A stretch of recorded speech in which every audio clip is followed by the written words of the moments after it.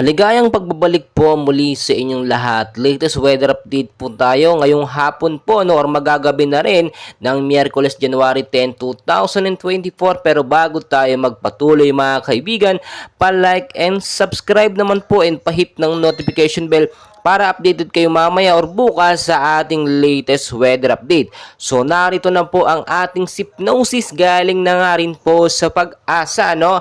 Northeast monsoon pa rin po ang siyang nakakaapekto sa ilang bahagi po yan ng Northern at Central Luzon. Easterlies naman po sa ilang bahagi naman ng ating bansa. Nasop na wala naman po tayong binabantayan na bagyo dito sa loob ng Philippine Area of Responsibility. Pero sa labas po ng PAR, meron po tayong minomonitor na dalawang active LPA which is nasa 30 to 35 kilometers ang lakas po ng kanyang hangin.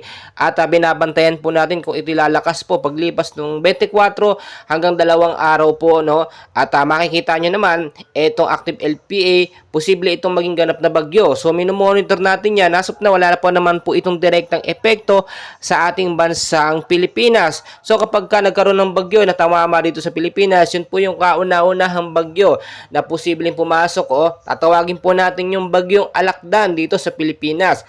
So tuloy-tuloy po tayo ngayon sa ating Sypnosis forecast weather condition naman tayo ngayon sa area po ng Cagayan Valley at Aurora. Ang weather condition po dyan, maulap po na panahon ng mararanasan hanggang sa gabi na may mga light rains po, no? Dala po yun ng Northeast monsoon. Ayan po ang ating Sypnosis. So pinag-iingat po, no? Magdala ng payong jacket o kaya naman po kapote. Kung kayo po ilalabas ng inyong mga kabahayan, no? Maging handa po anong oras. Iwas na rin po kung sakaling maulanan, iwas po sa pagkakasakit. Sa area naman po ng Ilocos Region, Cordillera Administrative Region at ilang bahagi po ng Central Luzon, maulap po na panahon na may maulap din na kalangitan na may mga isolated light rains or mahinang pag-uulan po ang posible pong maranasan dyan. So tulad na aking sinasabi, no, mag-ingat po kayo, magdala po ng payong, no, yung mga nabanggit na lugar dyan, kung kayo lalabas ng inyong bahay, mga uuwi galing sa trabaho, maging handa po kayo anumang oras. Sa area naman po ng Metro Manila at ilang bahagi po ng ating bansa, ito na po, makinig po kayong mabuti. Weather condition po ngayong hapon hanggang sa gabi po, no, maulap na panahon na may mga isolated rain showers or thunderstorm. Dala po yun ng easterlies, no, localized thunderstorm po.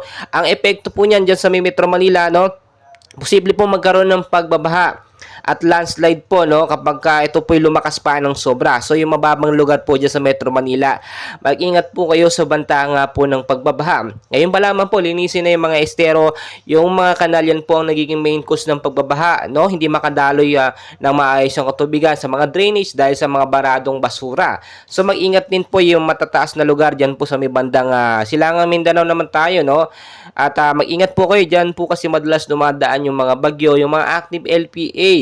Kaya pag alam po natin may Sypnosis tayo, no, ng thunderstorm, mga heavy rainfall, wag po kayo masyadong labas na labas or umiwas kayo sa matataas na lugar. Once po kasi lumambot ang lupa, yun po yung nagiging main cause ng landslide. So maging alerto kayo anumang oras, no, makipagsangguni tayo sa ating LGU kapag alam nating may Sypnosis. So kahit mainit ang panahon kaninang umaga hanggang sa tanghali, it doesn't mean naman na tuloy-tuloy yan, no. Yan pong mainit na panahon na yan, alam naman natin pagdating ng gabi o sa hapon minsan umuulan po ng bugsong malakas. Mas nakakatakot nga po etong mga localized thunderstorm kung ikukumpara natin, no, sa mga super typhoon, sa mga bagyo dahil isang bugsuan lamang sila. Ang mga localized thunderstorm tumatagal po yan, no, ilang buwan, kung minsan yan po lagi ang ating Sypnosis. Patuloy ko po kayo nga mga kaibigan, and please don't forget to like and subscribe. Maraming salamat po sa inyong lahat.